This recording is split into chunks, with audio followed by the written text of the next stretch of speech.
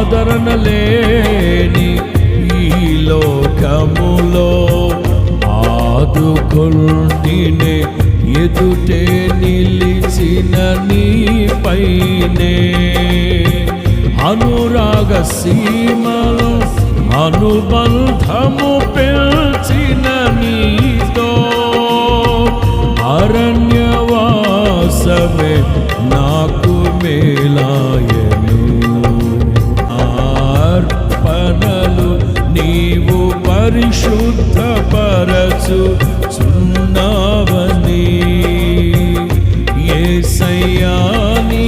పాదాల చెంత నా శిరము వంచెద నీవే నాకని నేనే నీకని నాకై విజ్ఞాపన చేయుచున్నావని